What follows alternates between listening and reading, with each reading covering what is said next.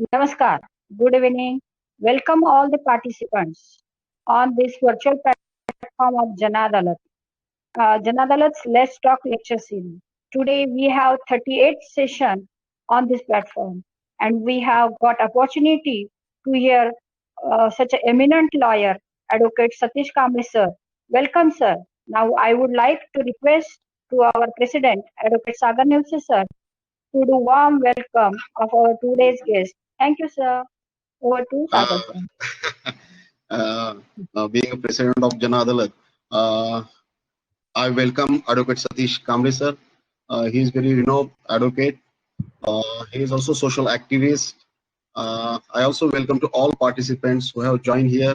Uh, Joined also 2-3 districts. Participants who have joined also from 2-3 districts. I also welcome to all of them. Without taking much time, I would like to turn for introduction part. I will like to request Vidisha madam to please, Vidisha madam, introduce our today's guest. Vidisha madam. Yeah, thank you, sir. Good evening, all. Welcome to our 38th lecture. Myself, Advocate Vidisha Gaikwad, here to introduce respected Advocate Satish Kamble sir. I thank Jan Adalat for giving me an opportunity to come forward. Here, two lines would like to express for Jan Adalat. Birds of same feathers fly together. We all have come together under same feather. That's Jan Adalat. So coming back to introduction, my deep regards to you, sir. I am glad to introduce today our speaker, respected Advocate Satish Kamble sir. He has completed his degree course, that is BSc LLB from Pune University in 1994, started with his practice, and in 1994 started with his practice. He started with his profession, and since then in practice around 26 years till today. He has always been active member and till date in his professional journey.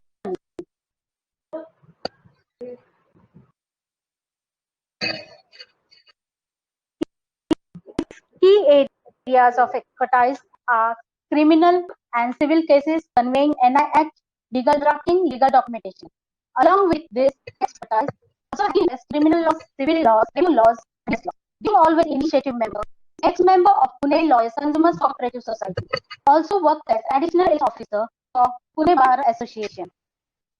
He was partner of Legal Academy of Maharashtra. Last but not the least, he is ex-member of Legal Aid Legal Aid Committee, Bombay High Court. Till date, Sir is on legal panel and also working as legal advisor in various entities such as banking sector, housing finances, developers, and so on.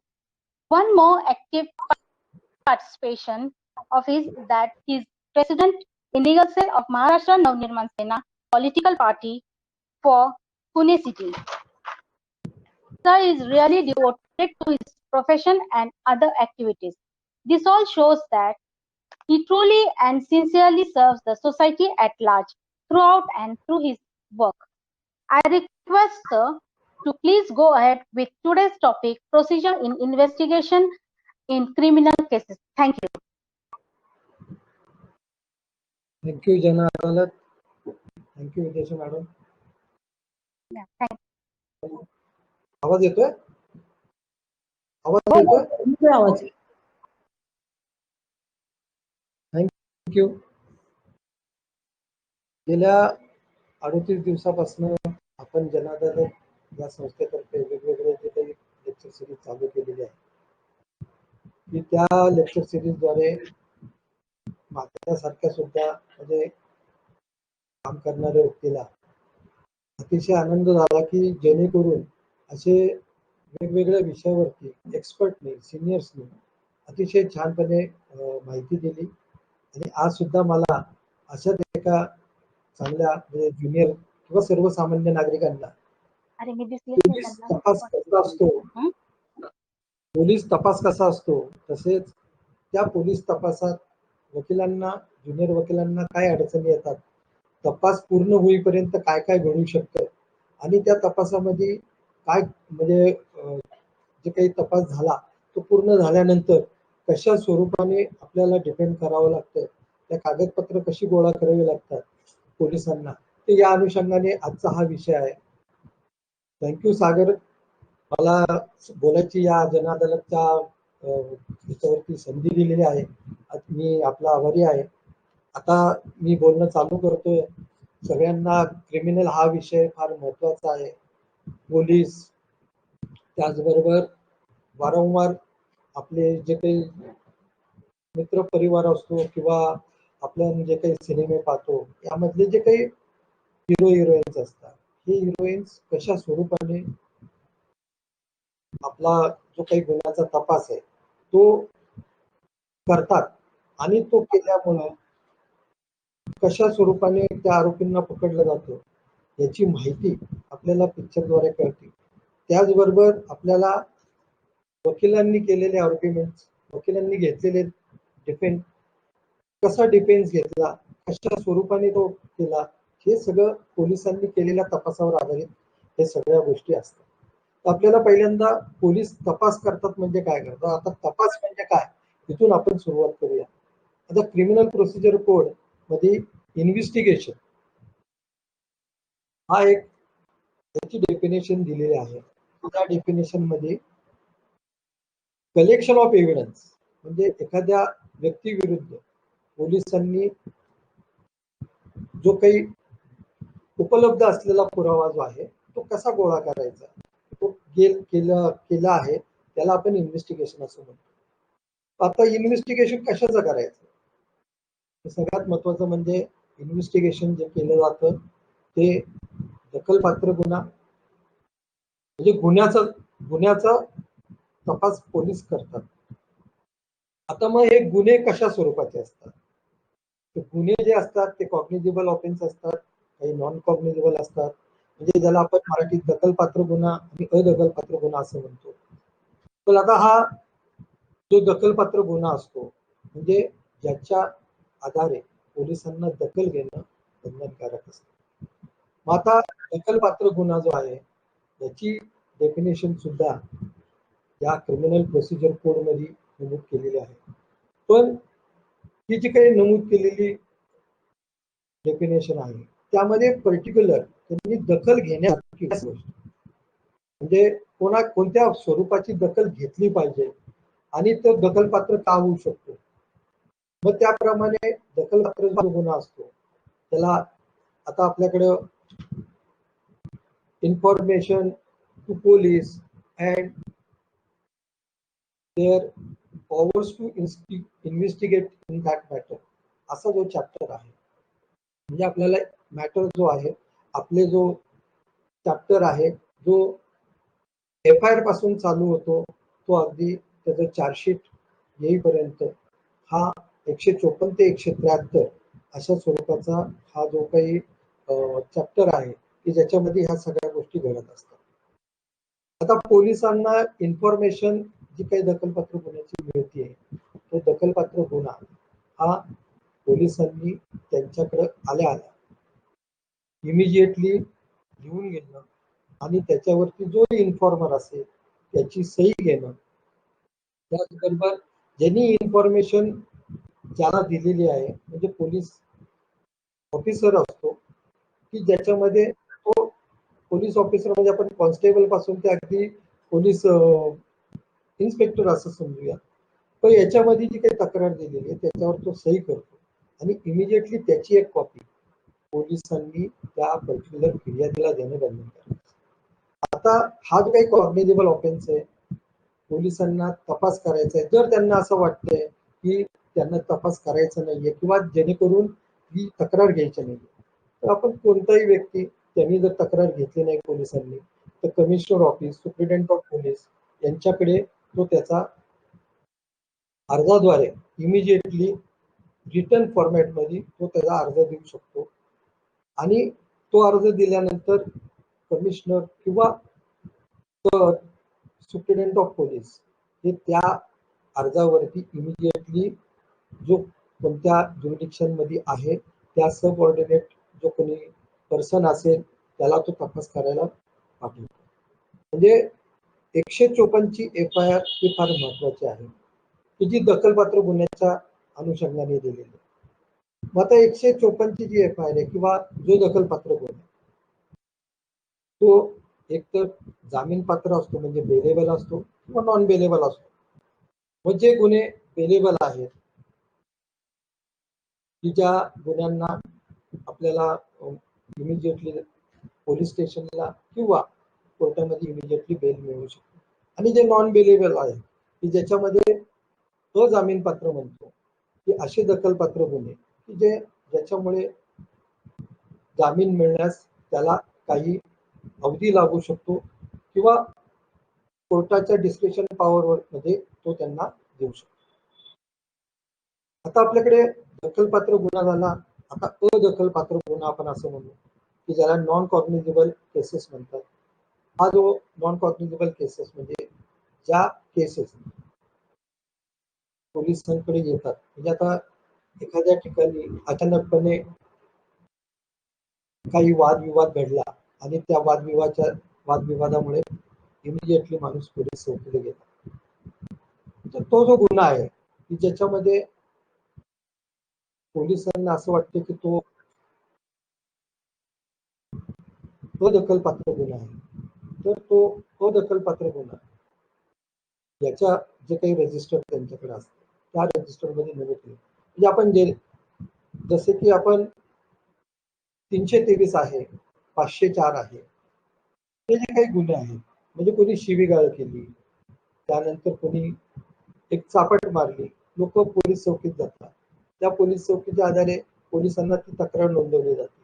आता ही जे अदखलपात्र गुन्हे तर त्यात सुद्धा म्हणजे अदखलपात्र गुन्हे जे आहेत त्या अदखलपात्र गुन्ह्यांमध्ये सुद्धा एखादा दखलपात्र गुन्हा होईल असं वाटत असलं तर पोलीस त्या अदखलपात्र गुन्ह्यावरून त्यांना पर्टिक्युलरली कोर्टाची परमिशन घेऊन याच्यामध्ये दखलपात्र गुन्हा करून तपासाचा भाग म्हणून तो गुन्हा तपासण्यासाठी घेऊ शकतात.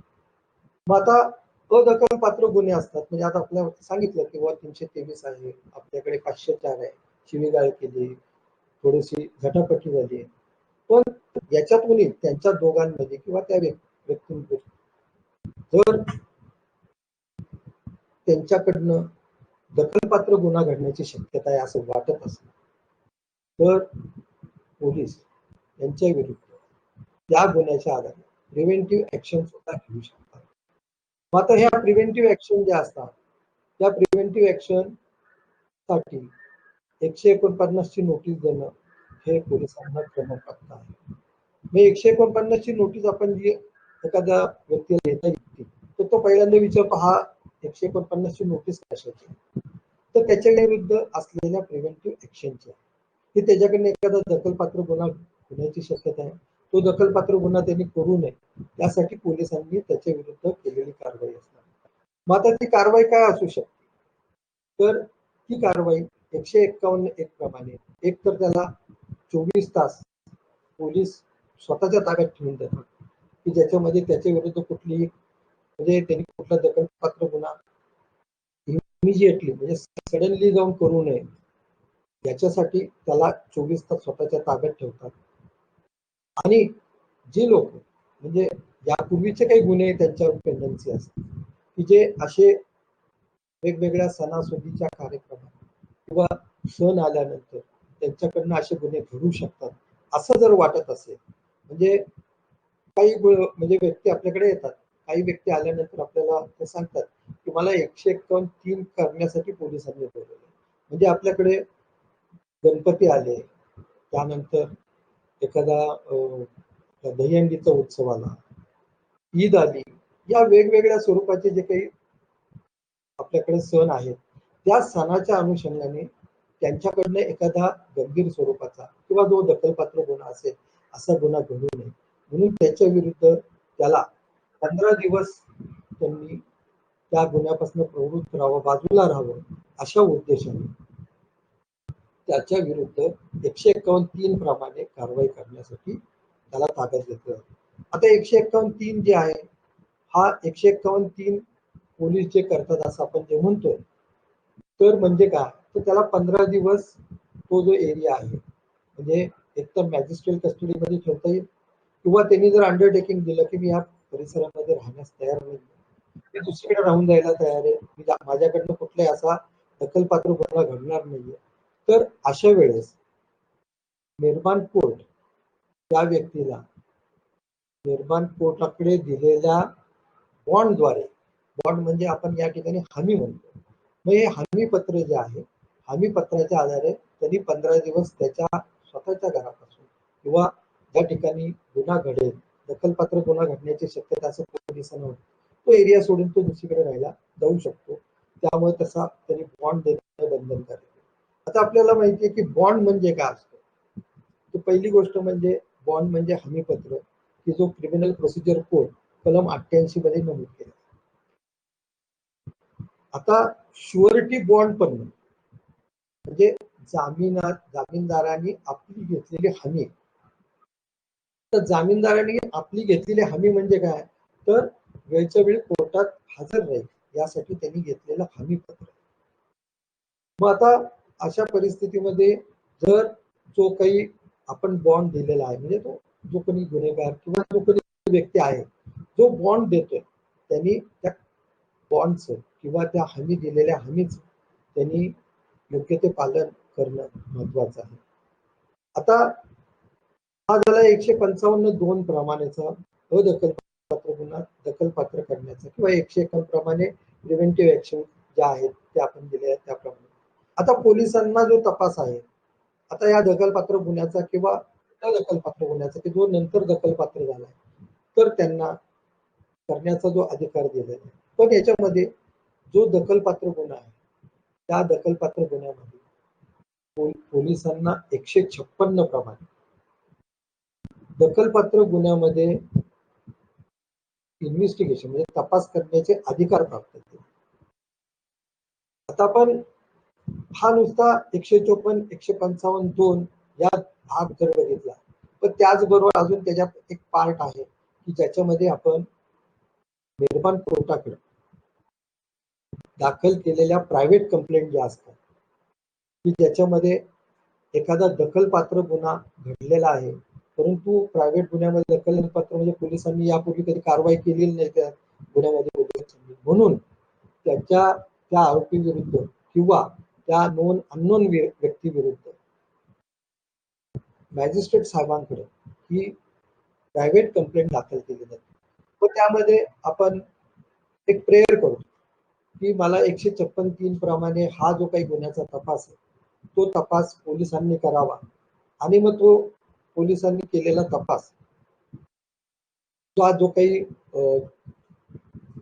दाखल होणारा जो काही तपासाचा अहवाल आहे तो कोर्टात सादर म्हणजेच काय झालं की पोलिसांना या दखलपात्र गुन्ह्याच्या अनुषंगाने 156 प्रमाणे मिळालेले जे काही अधिकार आहेत त्याच्यामध्ये त्या तपासामध्ये किंवा त्या गुन्ह्यांमध्ये तपास करण्याचे अधिकार हे क्रिमिनल प्रोसिजर कोडने दिले.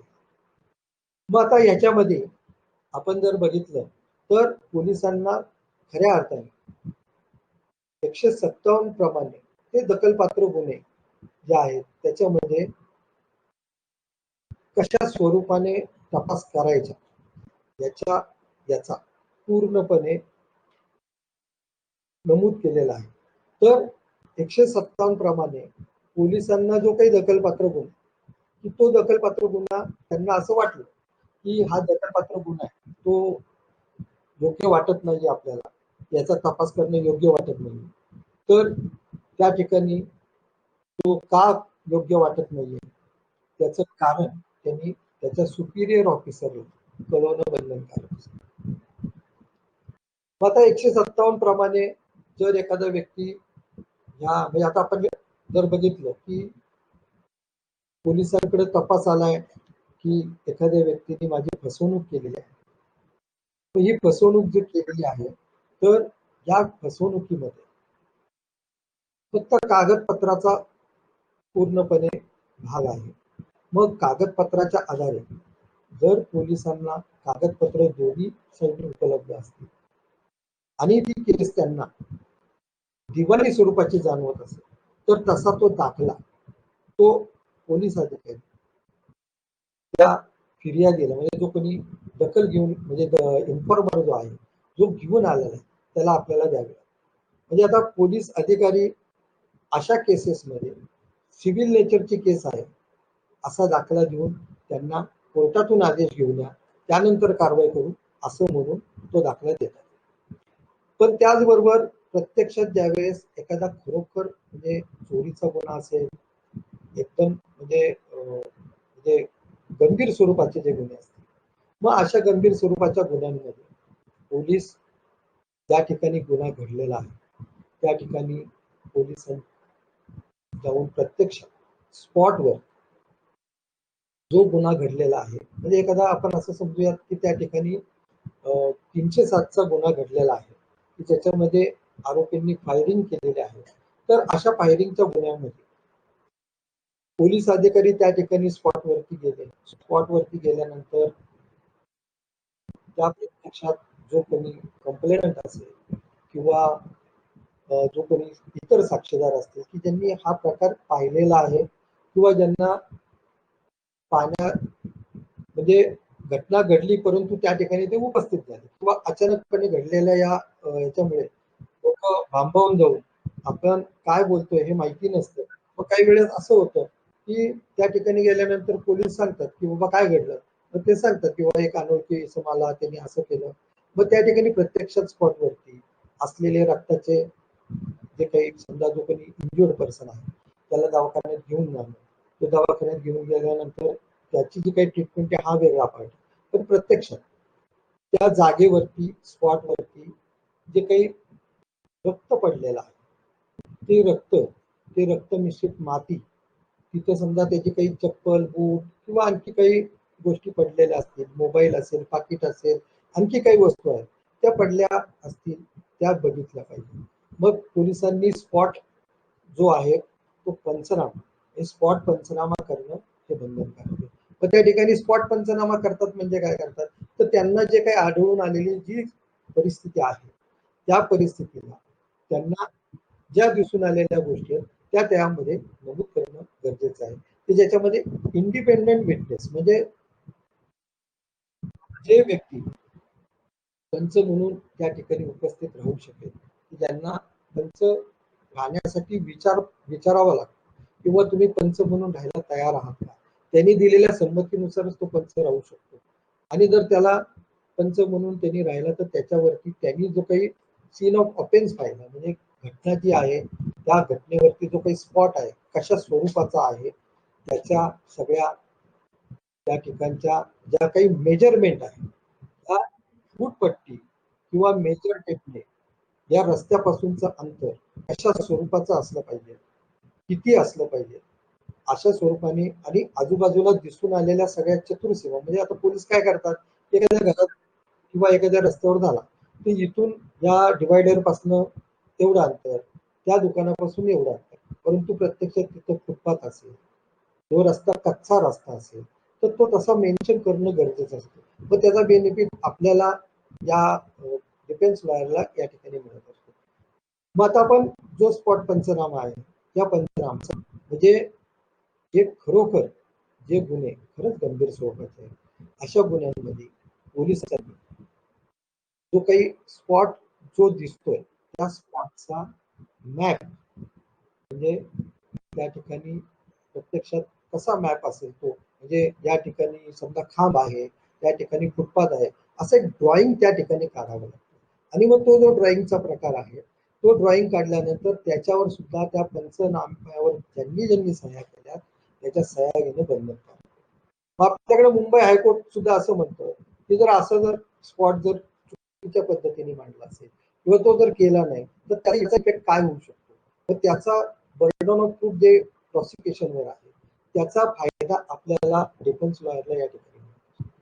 मग पोलिसांनी जो तपास करतात तो तपासाच्या प्रोसिजरचा एक पार्ट हा मॅप सुद्धा आहे.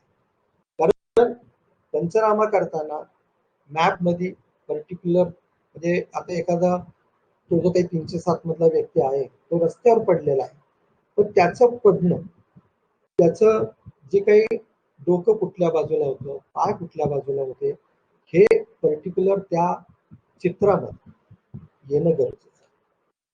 तसंच त्याचा तो डिवायडर पासून किती अंतरावर होता, पर्टिक्युलर तो व्यक्ती त्या फुटपाथ पासून किंवा एखादं दुकान, घर याच्यापासून किती अंतरावर होता, या सगळ्या गोष्टी त्याच्यात त्या ड्रॉइंग मध्ये आल्या पाहिजे.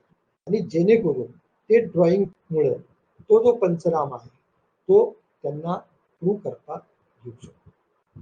आता आपण जर बघितलं की हा पंचनामा जो आहे केला त्यांनी, पण पंचनाम्याबरोबर त्या ठिकाणी आता गंभीर स्वरूपाचे गुन्हे असल्यामुळे पोलीस अधिकारी फोटोग्राफरला बोलवतात. फोटोग्राफर जो असतो तो फोटोग्राफर दिसतात ज्या काही गोष्टी दिसतात त्या दिसलेल्या गोष्टींचे फोटो काढतात. आता बघा एखादी घटना असते की जी घटना रात्रीच्या वेळेस घडते.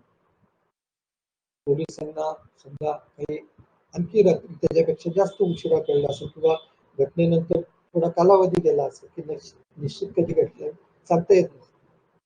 फोटोग्राफरला ते सकाळी बोलवणार, रात्रीचा जो सीन आहे तो कसा दिसणार आहे, त्या ठिकाणचे जे काही रक्ताचे डाग आहेत त्या ठिकाणी असलेला प्रत्यक्षात, कारण एखादा माणूस रक्ताने भरलेला आहे आणि त्याला इमिजिएटली दवाखान्यात नेणं हे सर्वसामान्य नागरिकांचं कर्तव्य आहे. तर त्याप्रमाणे त्याला नेला तर ती पर्टिक्युलर व्यक्ती हा त्या जागेवर नसल्या कारणामुळे तो जो काही फोटोग्राफर आहे त्या फोटोग्राफरला आपल्याला कशा स्वरूपाचे फोटो काढायचे हेच समजत नाही. त्यामुळे इमिजिएटली जो कोणी पोलीस अधिकारी असतो त्यांनी हे ड्रॉइंग हे स्पॉट पंचनाम्याचं करणं बंधनकारक आहे. आता हा स्पॉट पंचनामा झाला. स्पॉट पंचनाम्यावरती आणखी काही गोष्टी आढळून येतात. तर त्याच्यामध्ये मगाशी म्हटल्याप्रमाणे जो कोणी व्यक्ती असेल जो इंज्युर्ड आहे त्या इंज्युर्ड व्यक्तीचा रुमाल, त्यानंतर जे काही कपडे असतील किंवा आणखी चप्पल, बूट याच्या व्यतिरिक्त आणखी काही असेल म्हणजे मोबाईल, चष्मा. आता याच्या व्यतिरिक्त आता तो फायर शॉट असल्यामुळे त्या ठिकाणी त्या पोलिसांनी त्याच्या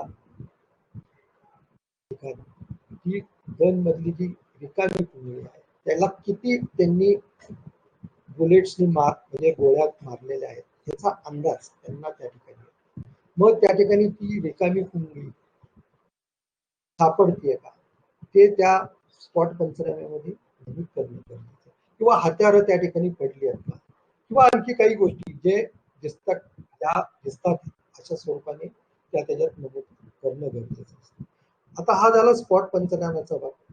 मग आता पोलिसांनी तपास करताना त्यांना ज्या आढळून आलेल्या ज्या गोष्टी आहेत त्या महत्वाच्या काय आहेत, तर आता काही चोरीच्या गुन्ह्यामध्ये असतात. तर चोरीच्या गुन्ह्यामध्ये जो कोणी अननोन पर्सन चोरी करून गेलेला आहे त्याला तर त्या व्यक्तीला कळलं समजा 2 दिवसांनी 3 दिवसांनी, परंतु जी काही चोरी झाली तर त्याच्या घरात काही फिंगरप्रिंट्स त्या व्यक्ती इतर कोणत्या व्यक्तीचे मिळतात का, तर पोलिसांनी तपासात बघितलं पाहिजे.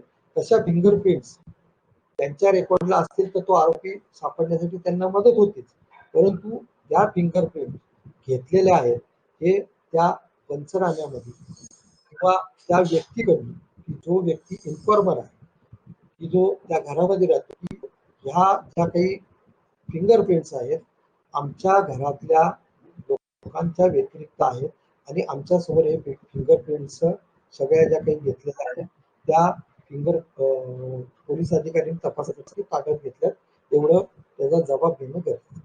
मग आता हा जे काही फिंगरप्रिंट्स आहेत तसंच काही समजा रिटर्न डॉक्युमेंट्स असतात की ज्याच्यावर सिग्नेचर असतात, म्हणजे पर्टिक्युलरली ज्या पोलिसांना ज्या ज्या गोष्टीचा तपास महत्वाचा आहे की ज्याच्यामध्ये आपल्याला कुठल्या स्वरूपाचा एव्हिडन्स कलेक्ट केलेलं आहे त्यांनी. हे केलेलं आहे. हॅलो कृष्णा जरा ये लवकर. हॅलो, आवाज येतोय? येतोय सर तुमचा आवाज, बोला. हा, सॉरी मॅडम, जरा मध्ये हे झालं, डिस्टर्ब झालं होतं. बरं. तर आता हा जो काही तपासाचा भाग आहे की ज्याच्यामध्ये सिग्नेचर व्हेरीफाय करणं किंवा जो डॉक्युमेंटचा भाग आहे की ज्याच्यामध्ये सिग्नेचर व्हेरिफिकेशन आहे, म्हणजे हा जो सगळा पार्ट येतोय तो एक्सपर्टचा पार्ट. आता ज्या ज्या एक्सपर्ट आहेत, पोलिसांनी ज्यावेळेस ह्या सगळ्या गोष्टीचा स्पॉटवरती किंवा इतर गोष्टी, म्हणजे त्याच्यामध्ये आता मी बॅलिस्टिक म्हणजे गन शॉट असल्यामुळे बॅलिस्टिक रिपोर्ट त्या केसमध्ये येणं गरजेचं आहे.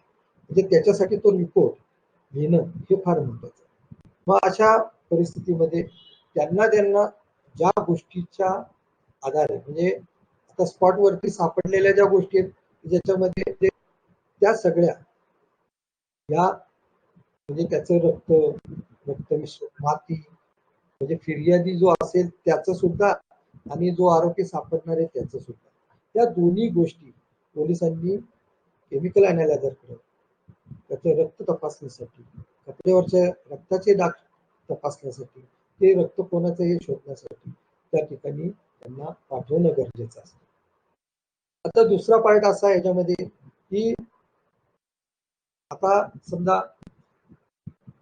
ही जे काही त्या ठिकाणी जर समजा रात्रीचा गुन्हा आहे ना, अनोळखी इस्मानी केलेला आहे, कुणी तो बघितलेला नाहीये, मग आता जो बघितलेला नाहीये तर अशा ठिकाणी काय केलं पाहिजे? मग अशा ठिकाणी पोलीस तपासाचा भाग म्हणून जवळपास कुठे सीसीटीव्ही फुटेज आहे का, जे सीसीटीव्ही लावले आहेत का, हे पहिलं बघितलं. मग सीसीटीव्ही जे लावलेले त्या लोकांचे रेकॉर्डर चालू होते का त्यावेळेस, त्यांचं रेकॉर्डिंग कसं होतं याची माहिती घेतली जाते. ते जे सीसीटीव्हीचे जे काही रेकॉर्डर्स घेतले जातात त्याच्यामध्ये तो जो काही गुन्हेगार आहे तो दिसतोय नाही दिसत हे बघितलं जातं. जर त्याच्यातून त्यांना दिसत असलं तर त्या व्यक्तीकडनं सुद्धा, आता काही लोक सीसीटीव्ही जाणीवपूर्वक लागतात की येणारा जाणार माणूस कसा आहे कोणालाच माहिती नसतं, त्यामुळं सीसीटीव्ही चौकात जसे लावले तसे आता दुकानात किंवा घराच्या बाहेर मुद्दामून जाणीवपूर्वक लोक लावतात. आता हे सीसीटीव्हीचं प्रत्यक्ष असलेलं जे काही फुटेज असतं किंवा सीसीटीव्हीचं रेकॉर्डिंग असतं हे मागवण्याची पण पद्धत, म्हणजे आता हे सीसीटीव्ही फुटेज ज्या व्यक्तीकडे आपल्याला मिळणार आहे तर त्याच्याकडनं मागणी करण्यासाठी त्याला रिक्वेस्ट ऍप्लिकेशन पोलिसांनी द्यावा लागतो आणि त्याच्या आधारे तो रिक्वेस्ट घेऊन ते जे रेकॉर्डिंग आहे ते रेकॉर्डिंग त्या पर्टिक्युलर सीसीटीव्ही मधलंच आहे हे त्याला, म्हणजे ऍफिडेव्हिटद्वारे, म्हणजे त्याचं स्टेटमेंट तर होणारच आहे, पण त्याचं म्हणजे आपण आता या ठिकाणी जर बघितलं तर डिजिटल जे काही पार्ट आहे म्हणजे इलेक्ट्रॉनिक्स रेकॉर्ड म्हणतो आपण. मग इलेक्ट्रॉनिक रेकॉर्ड जो आहे तो इलेक्ट्रॉनिक्स रेकॉर्ड आपण कशा स्वरूपाने प्रूव्ह करायचा असतो तर त्याला सर्टिफिकेट देणं बंधनकारक असतं. त्यामुळे ते सर्टिफिकेट, तो इलेक्ट्रॉनिक्स रेकॉर्डचं सर्टिफिकेट हे त्या व्यक्तीकडनंच घेतलं पाहिजे की ज्याच्याकडनं हा सीसीटीव्ही फुटेजचं रेकॉर्डिंग घेतलेलं आहे आणि त्यामध्ये त्यांनी ते मेन्शन करणं गरजेचं की हा जो पार्ट आहे त्याचा मूळ भाग माझ्याकडे आहे, तो एका पर्टिक्युलर जे काही पेन ड्राईव्ह असेल, तुमची सीडी असेल ज्याच्यामध्ये त्यांनी तो रेकॉर्ड केलेला आहे आणि ते रेकॉर्डिंग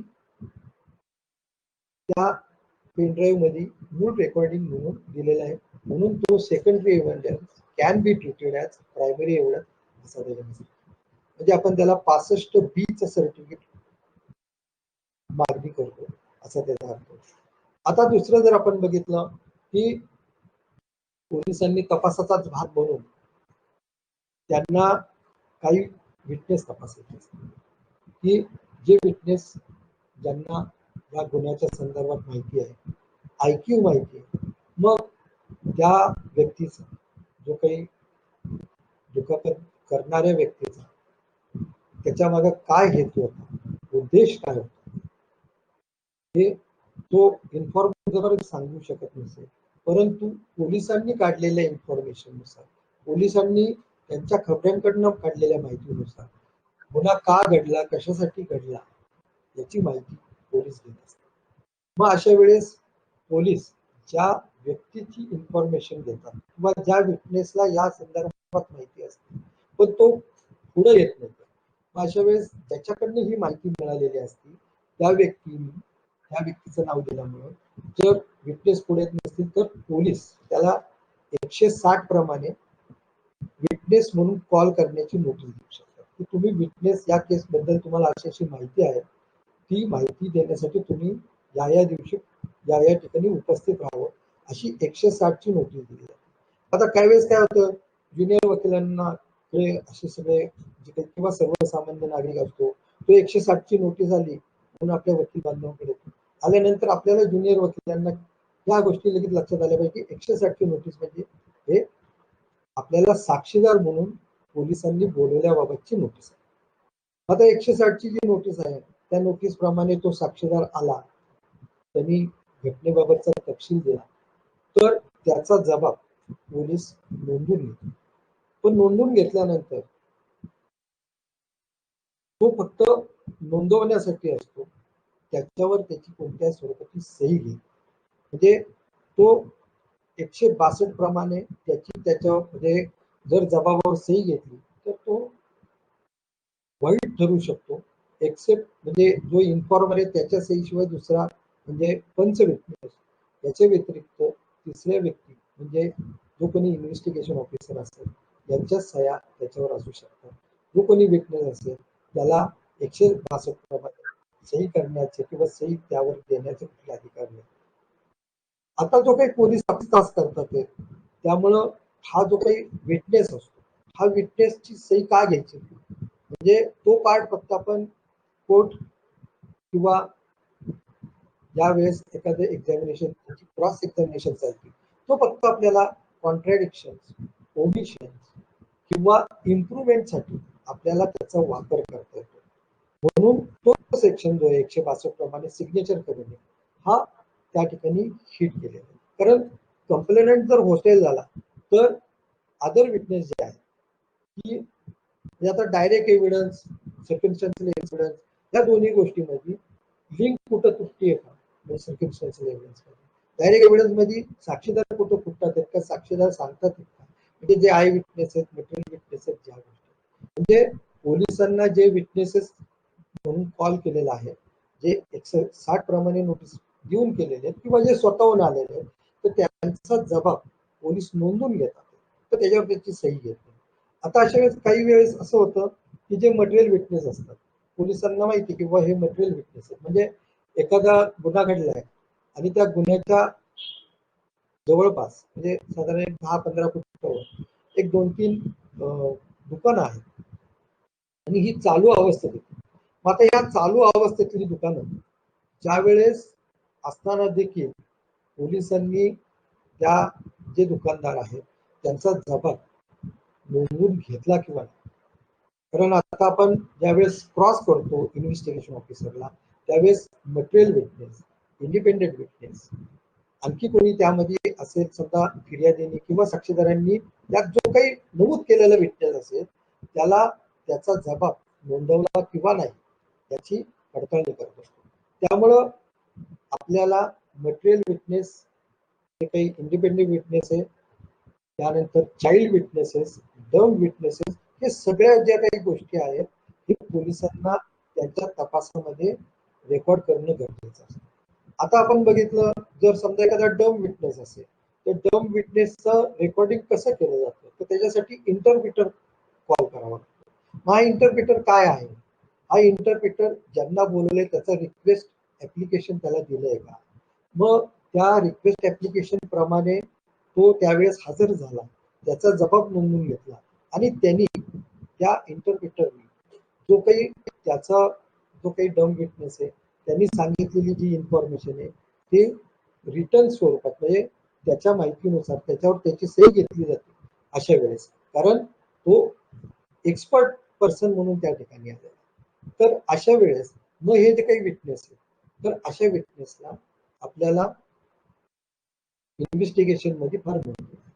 आता त्याचबरोबर आपण जर बघितलं चाइल्ड विटनेस की ज्यांनी हा प्रत्यक्षात गुन्हा बघितला, मग ज्या व्यक्तीने हा गुन्हा बघितलाय तो लहान मुलगा आहे, तर लहान मुलाला सगळ्या या गोष्टी डोळ्यासमोर असतात आणि मग त्या डोळ्यासमोर असलेल्या गोष्टी तो कशा स्वरूपाने सांगत असतो, तर त्याला पहिल्यांदा त्या गोष्टी विचाराव्या लागतात की तो साक्ष देण्यास पहिल्यांदा कॅपेबल आहे का नाही.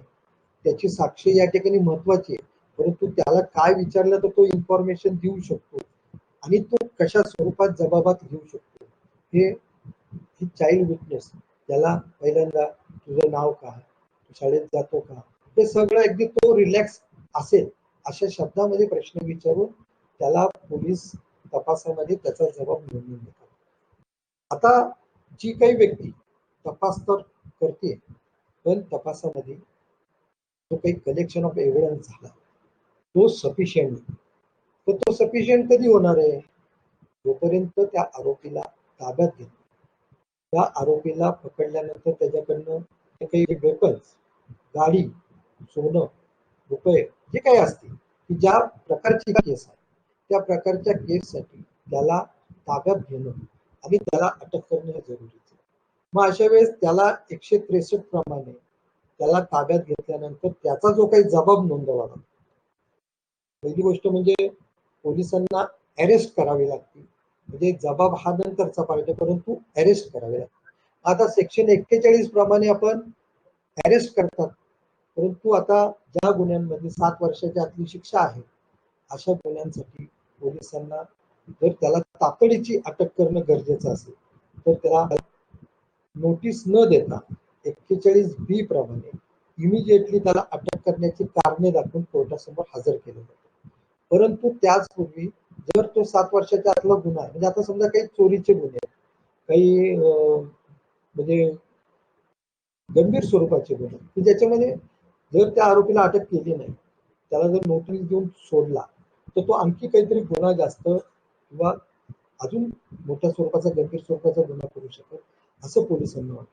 त्यामुळे इमिजिएटली त्याला अटक करणं, त्याला नोटीस न देता या सुद्धा 41B प्रमाणे. परंतु त्यावेळेस ज्या व्यक्तीला ताब्यात घेतलेला आहे त्या व्यक्तीचं घरच्यांना, नातेवाईकांना त्याला अटक केल्याचं कारण किंवा त्याला सुद्धा कुठल्या गुन्ह्यामध्ये अटक केले हे सांगणं बंधनकारक आहे. आणि त्या स्वरूपाने त्याची सिग्नेचर त्या नातेवाईकाची किंवा कोण जो कोणी नातेवाईक असेल किंवा त्याचा जो काही पेरेंट्स असेल त्याची सिग्नेचर त्याच्यावर देणं बंधनकारक, कारण आम्ही कळवलंय पोलिसांना हे त्यांना सांगणं बंधनकारक. आता ज्यावेळेस या व्यक्तीला अटक केली जाते तर अटक केल्यानंतर त्याची पोलीस कस्टडी घेण्यापूर्वी पोलीस त्याची मेडिकल एक्झामिनेशन घेणं बंधनकारक. म्हणजे त्याला पोलीस कस्टडी किंवा ताब्यात घेतल्यानंतर त्याला कोणत्या स्वरूपाची दुखापत नाही, तो कुठल्या स्वरूपाचा त्याला त्रास आहे किंवा नाही, हे मेडिकल प्रॅक्टिशनर म्हणजे रजिस्टर्ड मेडिकल प्रॅक्टिशनर जो असतो त्या व्यक्तीने करायचे असते. आता या ठिकाणी रजिस्टर्ड मेडिकल प्रॅक्टिशनर म्हणजे कोण, तर जो कोणी सरकारी दवाखाना आहे की ज्याच्यामध्ये तो मेडिकल काउन्सिलनी त्याला डिग्री दिलेली आहे आणि तो त्यांचा एम्प्लॉई आहे असा मेडिकल प्रॅक्टिशनर. आता हीच बाब महिलांच्या बाबतीत जर बघितली तर या ठिकाणी त्या महिलेला तपासासाठी ताब्यात घेतल्यानंतर तिला ज्यावेळेस हॉस्पिटलमध्ये नेलं जातं त्यावेळेस सुद्धा तिला फिमेल मेडिकल प्रॅक्टिशनर कडून तिचा जो काही जखमा असतील किंवा काही तिला असलेला त्रास हा तो तपासून घ्यावा लागतो, हे बंधनकारक. मग अशा परिस्थितीमध्ये ज्यावेळेस आरोपींना अटक केली जाते त्यांना 24 तासाच्या आत कोर्टासमोर हजर करणं हे कायद्याने बंधनकारक. सेक्शन 57 प्रमाणे जर त्यांना 24 तासाच्या आत दाखल केलं नाही तर इलिगल डिटेन्शन खाली पोलीस अधिकाऱ्यांविरुद्ध सुद्धा आपल्याला कारवाई करता येते. तर इलिगल डिटेन्शन होऊ नये, 24 तासाच्या आत कोर्टात प्रोड्यूस करतात कोर्टात प्रोड्यूस करतात येत म्हणजे काय, तर पोलिसांचा एक तो तपासाचा भाग. मग आता जो कोणी तपासाच्या भागामध्ये आपण जर बघितलं, जो तपास अधिकारी आहे तो कसा पाहिजे दखलपात्रपणामध्ये, तर तो पोलीस सब इन्स्पेक्टर याच्यापेक्षा कमी रँकचा नसावा. म्हणजे जो कोणी पोलीस सब इन्स्पेक्टर आहे त्याला दखलपात्र गुन्ह्यामध्ये जो काही तपास आहे तो त्याला करण्याचे अधिकार 167(1) मध्ये दिलेले आणि 167(2) प्रमाणे त्या व्यक्तीला पोलीस कस्टडी 14 दिवसापेक्षा जास्त देता येत नाही, हे नमूद केलं. आपल्याकडं आपण ज्यावेळेस कोर्टात प्रॅक्टिस करतो, आता काही पोलीस अधिकारी असतात त्यांच्या अंगावर कुठला ड्रेस नसतो, पोलिसांचा ड्रेस नसतो, ते सिव्हिल ड्रेस मध्ये असतात. त्यामुळे तो पोलीस अधिकारी कोण आहे, म्हणजे पहिली गोष्ट म्हणजे त्याची रँक काय आहे हे आपल्याला माहिती नसतं. आता आपल्याला माहिती असतं की जो कोणी पोलीस अधिकारी असतो, जो पोलीस ड्रेस मध्ये आहे, त्याच्या खांद्यावरती ज्या स्वरूपाचे स्टार आहेत त्याप्रमाणे त्याची रँक आहे हे आपल्याला समजलं जातं. मग आता या ठिकाणी 2 स्टार म्हणजे PSI, 1 स्टार म्हणजे ASI म्हणजे असिस्टंट सब इन्स्पेक्टर. आता PSI जो आहे ही व्यक्ती दखलपात्र गुन्ह्यामध्ये तपास करण्यासाठी पात्र आहे. मग आता जो व्यक्ती कोर्टामध्ये आलेला आहे, ज्यांनी पोलीस कस्टडीची डिमांड केलेली आहे, तर पोलीस कस्टडीची डिमांड करताना त्यांनी जी काही इन्व्हेस्टिगेशन ऑफिसर म्हणून केली तो तीच व्यक्ती आहे का नाही हे त्याच्या ड्रेस कोडवरनं आपल्याला समजतं.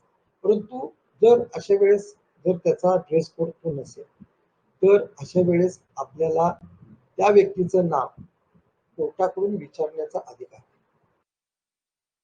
एवढंच नाही तर जी काही पोलीस कस्टडी असेल किंवा त्या कस्टडीमध्ये आरोपीला ताब्यात घेतल्यानंतर त्याच्या थ्रूआउट इंटरोगेशन म्हणजे पूर्ण त्याचा जो काही तपास चालणार आहे, पोलिसांच्या ताब्यात जोपर्यंत तो आरोपी आहे तोपर्यंत त्या आरोपीला त्याच्या चॉईसचा ऍडव्होकेट त्या इंटरोगेशन मध्ये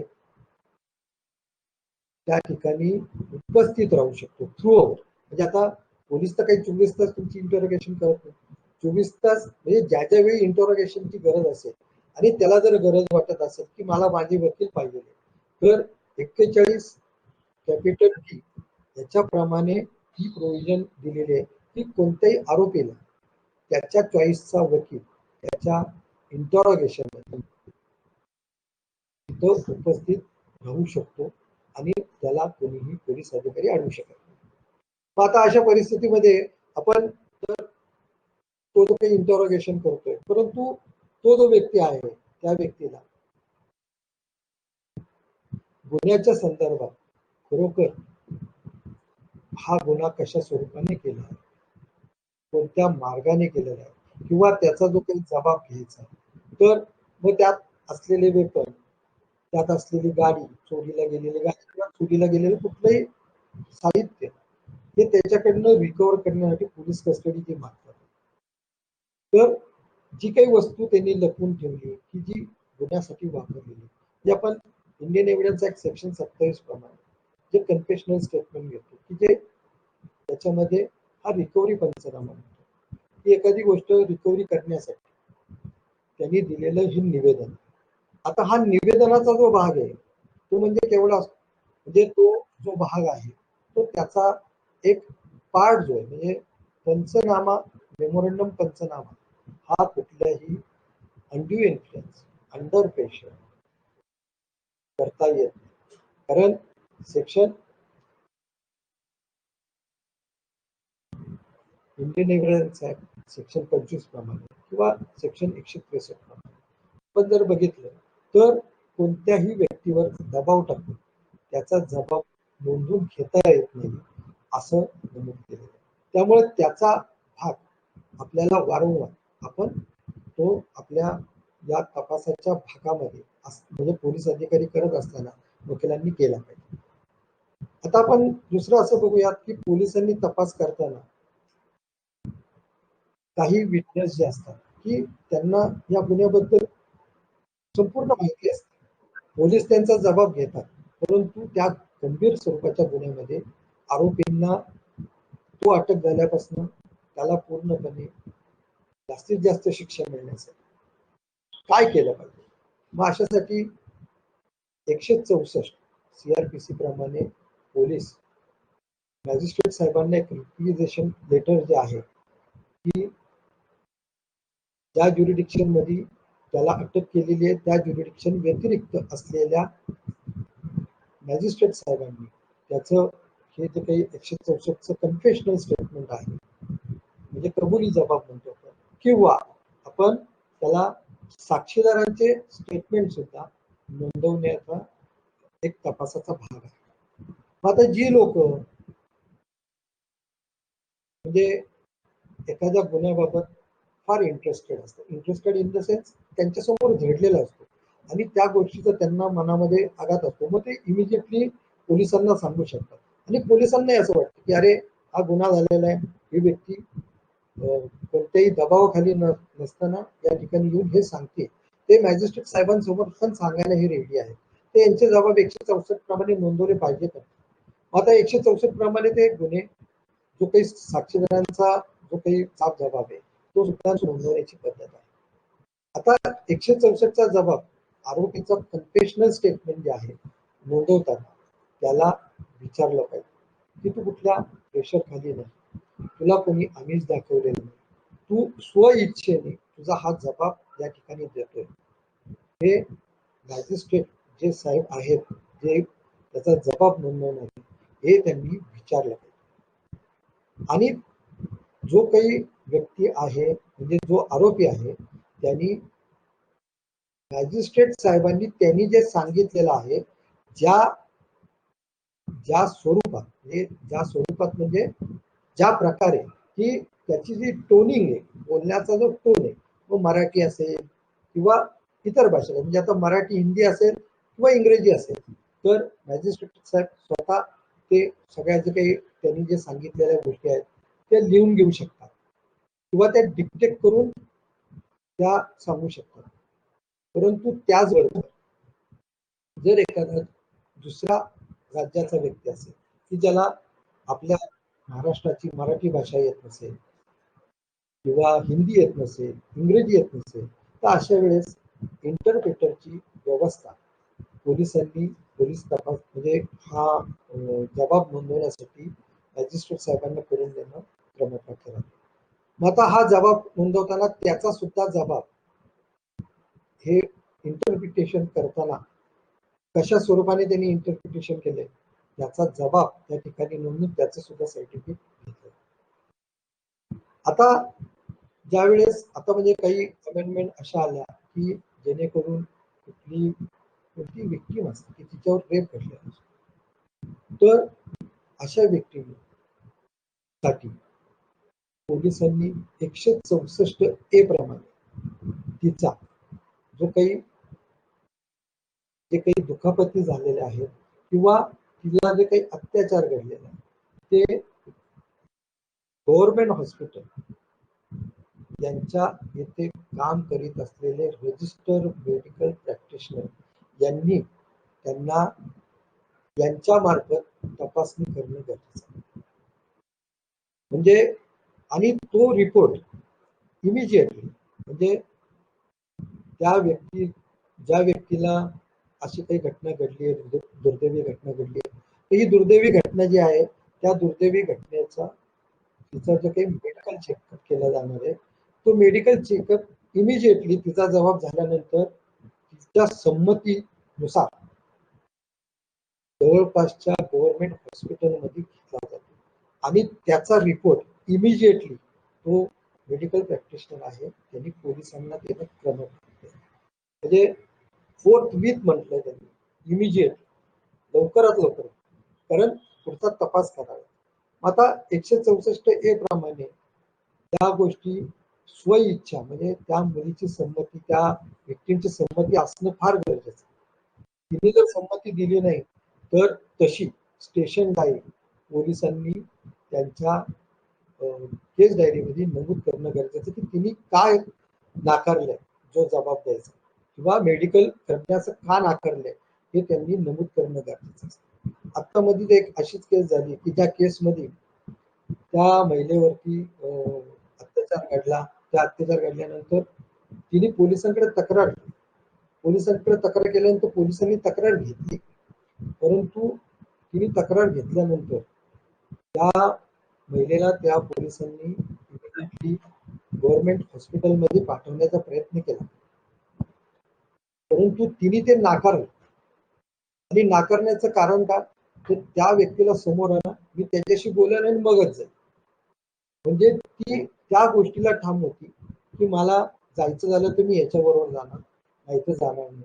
मग अशा परिस्थितीमध्ये पोलिसांनी तपास करताना त्यांची जी काही तिने जे काही नाकारलेली गोष्ट ही कायद्याने बंधनकारक गोष्ट आहे आणि ती कायद्याने बंधनकारक गोष्ट ती नाकारते. मग अशा नाकारलेल्या गोष्टी त्यांनी स्टेशन डायरीमध्ये नमूद करणं, त्यांच्या केस डायरीला नमूद करणं आणि त्यावर तिची सही घेणं हे त्यांना मॅन्डेटरी आहे. अशा परिस्थितीमध्ये जर मुलगी ती आली नाही किंवा ती विक्टीम जी आहे त्या विक्टीमला म्हणजे तिच्या जो काही असा अन्यायकारक किंवा असा अत्याचार घडलेला आहे तर तिला सांगायचं नसेल, पण तरी सुद्धा असं असताना जी काही महिला कॉन्स्टेबल असेल त्या महिला कॉन्स्टेबल तिची त्या मेडिकल प्रॅक्टिशनरकडे जाण्याची संमती आहे का नाही हे विचारपूस करणं, तसं रिटर्न मध्ये नमूद करणं, ह्या सगळ्या गोष्टी बंधनकारक आहेत. आता पुढं त्यानंतर जसजसा तपास चालू होतो तर पोलिसांनी ज्या व्यक्तीला अटक करायची तर अटक करण्यासाठी तो कुठं सापडू शकतो याच्यासाठी सर्च असतो. म्हणजे 165 प्रमाणे सर्च घेतात आणि आता 166 प्रमाणे म्हणजे ज्या व्यक्ती त्यांच्या ज्युरिडिक्शन मध्ये ज्यावेळेस सापडतात, जो पोलीस अधिकारी असतो तर मग त्यांना दुसऱ्या ज्युरिडिक्शन मधनं त्यांना आणायचं, तर त्या पोलीस स्टेशनला त्यांना रिक्विजिशन लेटर की आम्हाला अशाच्या ठिकाणी हेल्प हवी.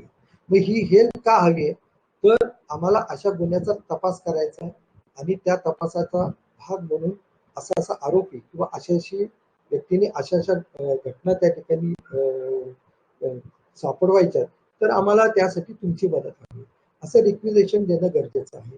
मग आता रिसेंट ज्या केसेस झाल्या तर जे आपल्या बँक असेल किंवा आपली पंजाब नॅशनल बँक असेल त्यांना बुडून हे नीरव मोदी त्यानंतर विजय मल्ल्या हे जाऊन परिषद घेतली. तर आता यांच्या विरुद्ध ज्या काही ईडीची जी काही चौकशी होती त्या चौकशी अंती त्यांना ते बाहेरच्या देशात गेल्यानं अटक करणं अशक्य आहे.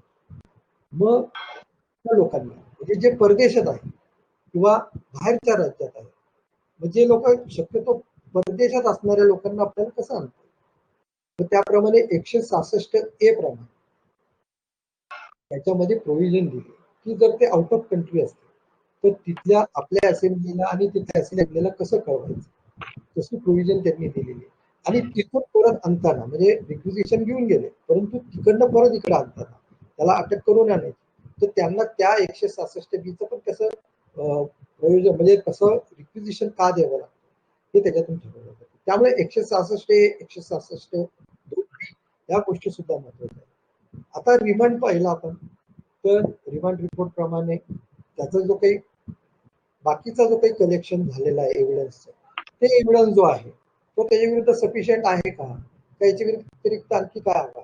जर त्याचा एव्हिडन्स हा आणखी म्हणजे आता मगाशी सांगितलं आपल्याला किंवा त्याचा साधारण त्याची जी काही वेपन आहे किंवा इतर वस्तू त्याच्या ताब्यातून आपल्याला जप्त करायच्या, तर अशा वेळेस 167 प्रमाणे जी काही पोलीस कस्टडी रिमांड मागते त्या पोलीस कस्टडीमध्ये उर्वरित जो काही कलेक्शन ऑफ एव्हिडन्स आहे तो पोलीस उपलब्ध करू शकतो.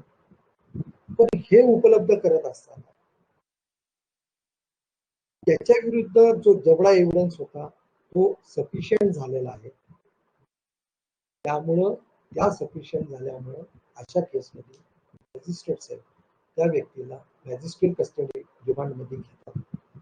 मग तो ऑफेन्स बेलेबल असेल तर त्याला इमिजिएटली जामीन देतात, परंतु तो नॉन बेलेबल म्हणजे आता 436 437 प्रमाणे या प्रोव्हिजन आहे की नॉन बेलेबल केसेस मध्ये काय होतं, की नॉन बेलेबल केसेस असतील तर त्याच्यामध्ये 437 प्रमाणे आपण ऍप्लिकेशन करतो आणि त्याच्यावरती ज्या गुन्ह्यांना 7 वर्षाच्या आतली असेल ते APP2C असतो आणि ज्या गुन्ह्यांना म्हणजे 10 वर्षापर्यंत शिक्षा असेल परंतु ते ट्रायबल बाय MFC असते तर त्यांना जो काही जामीन देण्याचा अधिकार आहे त्याच्यामध्ये APP2C त्यानंतर संबंधित इन्व्हेस्टिगेशन ऑफिसरचा सेट कॉल करून ते इमिजिएटली त्याला बेलवरती रिलीज करू शकतो. आता हा झाला पार्ट त्याला पकडण्यापर्यंत. आता पोलिसांकडे तर एव्हिडन्स कलेक्ट झालेला आहे. आता तो जो एव्हिडन्स आहे पण त्या एव्हिडन्स प्रमाणे पोलिसांना असं लक्षात आलं की हा जो काही आरोपी आहे त्या आरोपी विरुद्ध त्याच्या विरुद्ध दाखल असलेला खटला हा त्याच्या विरुद्ध सफिशियंट तो पोलीस त्या व्यक्तीला 169 प्रमाणे रिलीज करतो म्हणजे काय करतो तर जो काही दाखल असलेला खटला आहे त्या खटल्यामधून त्याचं नाव वगळलं जातं परंतु त्याचं रिक्विजिशन कोर्टाकडे दिलं जातं. कोर्ट म्हणजे मॅजिस्ट्रेट साहेब जोपर्यंत जो कंप्लेनंट आहे जो इन्फॉर्मर आहे त्याचं म्हणणं ऐकल्याशिवाय त्या 169च्या अर्जावरती कुठल्याही स्वरूपाचं डिसिजन पोलिसांना देत. तशीच बाब ज्यावेळेस 169चे रिपोर्ट नाही परंतु पोलिसांना असं दिसतं की जो काही कलेक्शन ऑफ एव्हिडन्स झालेला आहे तो पुराव्याचा भाग आहे परंतु त्याच्यामध्ये आरोपी कोण आहे ज्याच्यामध्ये अननोन आरोपी आहेत पण आरोपी बाबत कुठलाही तपास लागत नाही. मग आता तपास लागत नाहीये म्हणजे आरोपी कोण हे समजून येत नाहीये तर गुन्हा तर अजून तसाच आहे म्हणजे तो पेंडिंग आहे परंतु मेहरबान कोर्टाला ही बाब समजली पाहिजे ही लक्षात आली आहे की ह्याच्यामध्ये जो काही आरोपी आहे तो अजून सापडलेला नाहीये त्यामुळे त्याच्या विरुद्ध असमरी पाठवली म्हणजे त्याला आपण 173(2) चा इटालियन आय मधला पार्ट ए म्हणतो हे असमरी. आता दुसरा पार्ट असा की जो कलेक्शन ऑफ एव्हिडन्स झाले म्हणजे जो काही पुरावा उपलब्ध झालाय आता हा जो पुरावा उपलब्ध झालाय तर तो आरोपी हा त्याच्यामध्ये आरोपी नसून फिर्यादिनीची खोटी तक्रार दिली असं त्यांना वाटतं. मग असा एव्हिडन्स त्यांच्याकडे आलेला आहे तर अशा वेळेस पोलीस अधिकारी त्या आरोपी विरुद्ध बी समरी पाठवतो म्हणजे ब समरी म्हणतो आपण त्याला. त्याचबरोबर त्या पोलीस अधिकाऱ्यांनी किंवा ज्या फिर्यादींनी एखाद्या व्यक्तीविरुद्ध तक्रार दाखल करतो म्हणजे आता समजा एखाद्या व्यक्तीच्या घरात चोरी होती चोरी झाल्यानंतर तो त्याच्या घरातल्या सगळ्यांना विचारतो नोकरसाराला विचारतो की बाबा हे कोण आहेत यात असं मटेरियल चोरीला गेले कोणी आहे का आपल्यातलं कोणी घेतलंय का मग त्याचा संशय केवळ फक्त नोकरावरती जातो. मग आता नोकरावरती तो संशय गेल्यानंतर तो नोकराविरुद्ध तक्रार दाखल करतो. नोकरदाराला तर अटक केली जाते परंतु नोकरदाराला अटक केल्यानंतर प्रत्यक्षात जे काही चोरीला गेलेलं सोनं आहे ते सोनं त्यांच्याच घरातल्या व्यक्ती किंवा आणखी कोणीतरी एखादा व्यक्ती ते सोनाराच्या दुकानात विकण्यासाठी जातो आणि मग तिथला जो सोनार आहे की ज्याच्याकडे तो व्यक्ती गेलेला आहे तो त्याला असं लक्षात येतं की अरे ह्या व्यक्तीकडे तर कुठली पावती नाही आणि आपल्याला पावती ठेवणं जो व्यक्ती पावती घेऊन येईल सोन्याच्या दागिन्याची त्यालाच आपल्याला त्याचे दागिने मोडण्याचा आणि त्याला पैसे देण्याचा अधिकार आहे. मग अशा वेळेस तो काय करू शकतो तो जास्तीत जास्त त्या व्यक्तीला थोडा वेळ थांबा पैशाची व्यवस्था करतो असं सांगून पोलिसांना फोन करून पोलिसांना बोलून देतो. मग तो व्यक्ती जो ज्या ठिकाणी सोनं घेऊन आलेला आहे त्या व्यक्तीला पोलीस अटक करतात. पोलिसांनी ताब्यात घेतल्यानंतर त्यांना लक्षात येतं अरे ज्या पहिल्या आरोपीला आपण अटक केली तो नोकरदार व्यक्ती तरी तर हे काही केलेलं नाही. मग आता काय करायचं मग त्या आरोपीचं काहीतरी केलं पाहिजे. मग त्या व्यक्तीला त्याच्यातून त्याचं नाव काढण्यासाठी किंवा ते नाव काढायचं असेल तर त्या व्यक्ती विरुद्ध क समरी म्हणजे सी समरी केली जाते की ज्याच्या विरुद्ध ऑफेन्सेस आहे. म्हणजे सी समरी म्हणजे काय, एखाद्या गैरसमजुतीमधून घडलेला प्रकार आहे. आधी नाव सांगितलं होतं, परंतु आता नंतर लक्षात आलं की ती व्यक्ती नाहीये, त्यामुळं या व्यक्तीविरुद्ध आम्हाला गुन्हा दाखल जो केलेला आहे तो आम्हाला त्याच्यापासून काढून घ्यायचा. मग अशा परिस्थितीमध्ये त्या व्यक्तीला त्या गुन्ह्यातून सी समरी प्रमाणे त्याचं नाव वगळण्यात आणि हा सगळे जे रिपोर्ट असतात ते कोर्टासमोर दिले.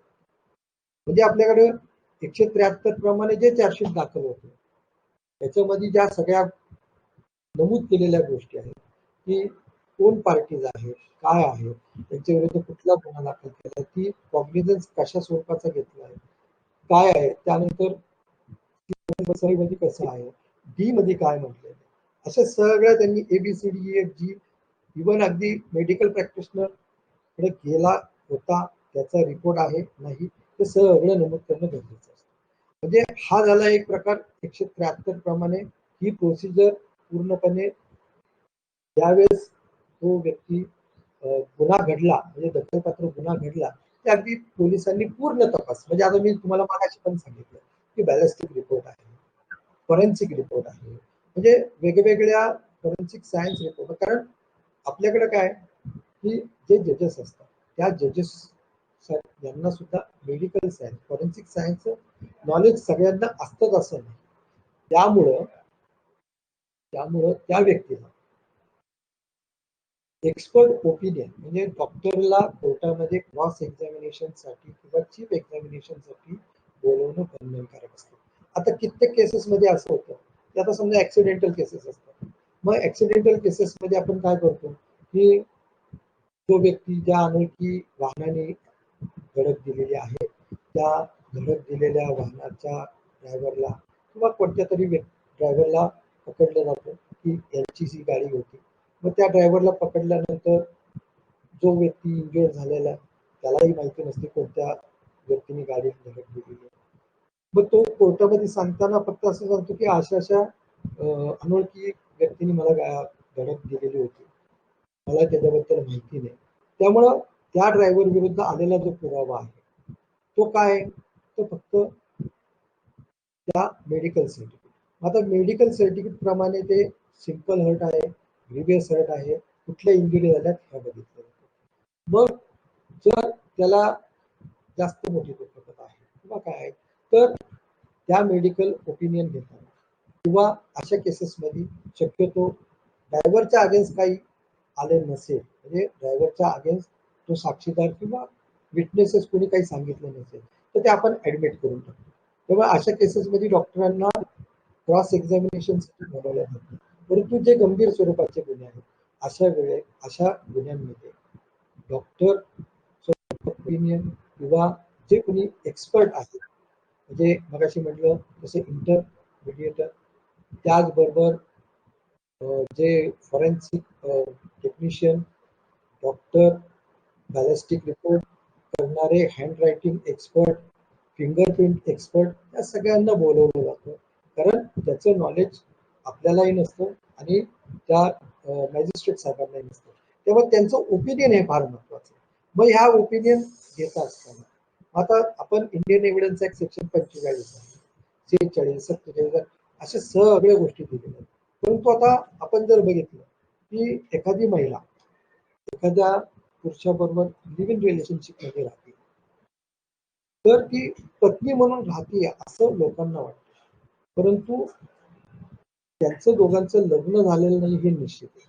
म्हणजे बायगमीच्या केसेसमध्ये हा जो पार्ट आहे रिलेव्हन्सीचा म्हणजे त्यांचं ओपिनियन म्हणजे रिलेशनशिपचं ओपिनियन घेणं म्हणजे चुकीचं ठरू शकतं. फक्त ते राहतात हे फक्त नॉलेज ओपिनियन घेता येतं. ओपिनियन कोणाचं घ्यायचं की जे एक्सपर्ट असतात. मग एक्सपर्टचं जे ओपिनियन आहे म्हणून त्याच्यामध्ये पोलिसांनी तपास करताना एक्सपर्ट जेवढे आहेत त्या सर्व एक्सपर्ट लोकांचं आपल्याला म्हणजे ओपिनियन घेणं किंवा त्यांचे ओपिनियन मागवणं हे फार महत्वाचं असतं. आता ह्याच्यामध्ये जो कॅरियर असतो कॅरियर म्हणजे जो केमिकल अनालायझर किंवा बॅलिस्टिक रिपोर्ट मागणी घेऊन जाणारा जो असतो कपड्याच्या वस्तू किंवा काही जे सॅम्पल्स तुझं कॅरियर सुद्धा या सर ठिकाणी 5 मिनिटं राहिले तर हॅलो हॅलो हा सतीश सर बरोबर. तर आता आपल्याला हे जे काही एक्सपर्ट आहे मग तो जो कॅरियर असतो म्हणजे जो घेऊन जाणार असतो त्या वस्तू घेऊन जाणार त्याला सुद्धा कोर्टामध्ये त्याचा म्हणजे पोलिसांनी त्या अहवालामध्ये त्या चार्जशीटमध्ये त्याचा जबाब नोंदवणं बंधनकारक असतं आणि त्याचा नुसतं बंधनकारक नाहीये तर त्याला तपासणं सुद्धा हे बंधनकारक असतं कोर्टात. प्रॉसिक्युशननी ते प्रूव्ह करणार. त्यामुळं आपल्या या पोलीस तपास जो आहे तो पूर्ण करताना म्हणजे दखलपात्र गुन्हा दाखल झाल्यापासून अगदी चार्जशीट येईपर्यंत परंतु आता याच्या पुढचा पार्ट असा आहे की ज्यावेळेस हा जो काही चार्जशीट आहे हे आल्यानंतर कॉग्निझन्स घेणं महत्वाचं आहे. कॉग्निझन्स कोणी घ्यायचा असतो तो कोर्टाने घ्यायचा. म्हणजे आपण 190 जर सेक्शन वाचला सीआरपीसीचा तर त्याच्यामध्ये असं म्हणलं की police on the police report म्हणजे तो कॉग्निझन्स कोणाच्या आधारे घेऊ शकतो की पोलिसांनी पाठवलेल्या रिपोर्टच्या आधारे घेऊ शकतो किंवा एखाद्या प्रायव्हेट व्यक्तीने म्हणजे प्रायव्हेट पर्सननी दाखल केलेल्या फिर्यादीवरून तो त्या गुन्ह्याचा दखल घेऊ शकतो. म्हणजे आता आपल्याला 190 प्रमाणे मॅजिस्ट्रेट साहेब म्हणजे आता आपण बाकीच्या ज्या गोष्टी आहेत की ज्याच्यामध्ये दखल घेण्यासारखं म्हणजे त्याच्यामध्ये आपण काय बघतो की बार ऑफ कॉग्निझन्स बघतो म्हणजे कॉग्निझन्स घेता येईल का नाही. कॉग्निझन्स 468 प्रमाणे ज्या गुन्ह्यांना 6 महिन्यापर्यंतची शिक्षा आहे अशा गुन्ह्यामध्ये 1 वर्षापर्यंत जर चार्जशीट पाठवतात तर बार ऑफ कॉग्निझन्स प्रमाणे त्यांना तो त्यांच्या विरुद्ध दखल घेता येत नाही कोर्टाला. तो नुसतं पेंडन्सी राहते पोलिसांकडची. आता आपल्याकडे कित्येक केसेस असतात की लोक फक्त सीआर नंबर घेऊन येतात परंतु कोर्टात तो नॉन कॉग्निझेबल ऑफेन्स असल्यामुळे त्याचे जे काही केसेस आहेत व त्याच्या अनुषंगाने warrant trial summons trial summary trial असे कुठली दाखल रजिस्टरला नसतात. मग अशा परिस्थितीमध्ये ही जी काही जे नॉन कॉग्निझेबल ऑफेन्स फक्त कमिशनर साहेबांच्या रेकॉर्डला असतात तर अशा वेळेस काय करायला पाहिजे त्यांनी चार्जशीट का दाखल केलं नाही किंवा काय तर या गोष्टीचा सुद्धा पोलिसांनी म्हणजे तो अहवाल का पाठवला नाही याच्यासाठी बार ऑफ कॉग्निझन्स प्रमाणे ते त्यांना कोर्टाने त्याची दखल घेतली का नाही घेतली हा संदर्भ आपल्याला लावता येतो. आता त्याचबरोबर त्या चार्जशीटमध्ये तो जो काही पिरियड दिलेला आहे म्हणजे आता कॉग्निझन्स ऑफ ऑफेन्स नंतर आपल्याला तो जो पिरियड म्हणजे आता कॉम्पिटिशन पिरियड ऑफ लिमिटेशन कसं चालू होतं कुठल्याही गुन्ह्याचं 469 प्रमाणे ते दिलं की पोलिसांना पहिल्यांदा इन्फॉर्मेशन कोणी दिली की ज्याला नॉलेज झालं मग ते नॉलेज कोणाला झालं पहिल्यांदा ते एखाद्या व्यक्तीला झालं तर तो व्यक्ती कोण आहे त्याच्या नॉलेज पासून त्याचं लिमिटेशन झालं. तर 1.5 मिनिटं राहिले बरं का. 1.5 मिनिटं राहिले सर. हो तर 469 प्रमाणे आपल्याला लिमिटेशनचा जो पार्ट आहे म्हणजे पिरियड तो मोजता येतो. याचबरोबर आपल्याला हॅलो आवाज येतोय सर. हो हो येतोय सर आवाज येतोय. तर हा जो पिरियड आहे मग त्याच्याप्रमाणे जर एखादी केस लिमिटेशन मध्ये समजा संपत आलेली परंतु ती दाखलच केलेली आणि त्या दिवशी नेमका कोर्ट बंद तर अशा वेळेस 472 प्रमाणे 471 प्रमाणे तो एक्सपल्शन ऑफ पिरियड जो लिमिटेशनचा ज्या दिवशी कोर्ट बंद आहे तर दुसऱ्या दिवशी त्यांना दाखल करता येतो. त्यामुळे हा जो लिमिटेशनचा भाग आहे हा फार महत्वाचा आहे. आता जर कंटिन्युएशन ऑफ ऑफेन्स मध्ये असेल म्हणजे वारंवार घडणारे गुन्हे असतील तर त्याला 472 प्रमाणे सुद्धा ज्यावेळेस कोर्ट कॉग्निझन्स बघतं की एखाद्या गुन्ह्याचा कॉग्निझन्स घ्यायचा का नाही घ्यायचा तर त्यासाठी ह्या सगळ्या गोष्टीचा ते विचार करून त्याचा कॉग्निझन्स घेतात. आता कोर्ट कॉग्निझन्स घेतं म्हणजे कोण तर पर्टिक्युलर त्याचे जे